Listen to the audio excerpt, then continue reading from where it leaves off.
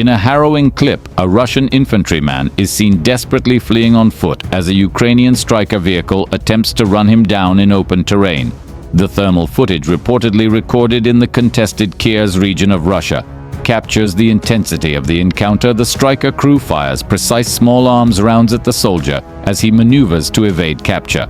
Despite the soldier's desperate attempts, the vehicle makes a third charge, with reports suggesting the situation likely ended unfavorably for the Russian combatant.